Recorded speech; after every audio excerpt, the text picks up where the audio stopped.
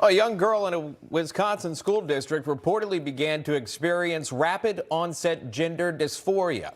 Now, her parents objected, but the Kettle Moraine Middle School, which she attended, allowed her to adopt a male name and pronouns at school without the parents knowing, and now they're taking some legal action. So the lawsuit saying in part, the Kettle Moraine School District violated this foundational right by undermining and overriding parents' decision-making role with respect to a major and controversial issue. Specifically, the district has adopted a policy to allow, facilitate, and affirm a minor student's request to transition to a different gender identity at school without parental consent and even over the parents' objection, end quote. Kate Anderson is a senior counsel and director of the Center for Parental Rights at Alliance Defending Freedom, joining us live. Kate, thanks so much for coming on. We do appreciate that. So here we have a school, again, per this lawsuit, a school going against the parents' wishes here and allowing for a new name to be used of a different gender and a different pronoun being used despite that student's gender, again, against the parents' wishes. Where is the violation there in terms of parents' rights, and what type of rights do the parents have in this case? To direct the education of their children, and they are the most important person in a child's life to do just that. But we're seeing school districts across the nation ignore that right and harm kids in the process, and Kettle Moraine is a prime example of that.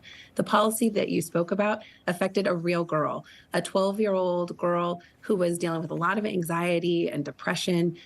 She was pushed by a counselor to consider changing her gender at school, which she started the process to do without her parents' knowledge or consent.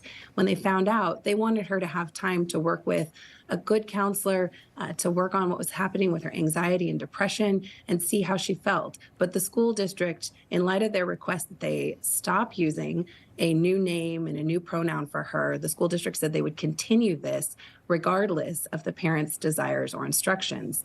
This violates their parental rights very clearly and is harmful for this girl.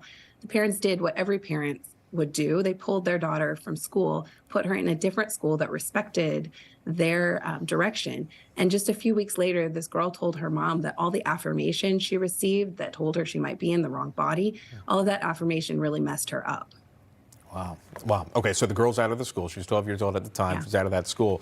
But what is next for Kettle Moraine, I believe it is the name of it. Is that correct? Yes, Kettle Moraine.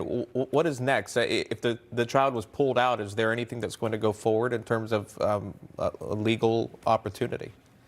Absolutely. We're still challenging the policy that led these parents to have no choice but to pull their daughter from school. This affected her in a negative way, harmed her, and it's harming other kids in the school. So the court has allowed this case to go forward, challenging that policy, and we're in sort of a discovery phase right now, working with the other side to get information to move forward with the next motions in the case. Are you hearing we're hearing more about these stories as they're coming to national attention about this specifically, about parents being undermined by perhaps the school or policies or maybe a specific teacher in the classroom, again, those that are minors under the age of 18. Are you seeing more people coming forward, more parents coming forward with situations similar to this in Kettle Moraine? Sadly, we're getting calls every day with parents who are concerned about these kinds of policies. And I'm running into more and more of these parents that have children, just like this girl in Kettle Moraine, who really were impacted by this policy. The school tried to use a preferred name and pronoun, a new one, change their gender identity at school without telling the parents, and in some cases, affirmatively lying to parents.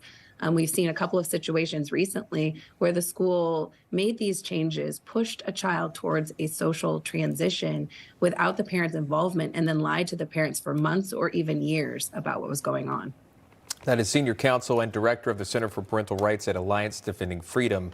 We appreciate Kate Anderson joining us live. Kate, thank you so much.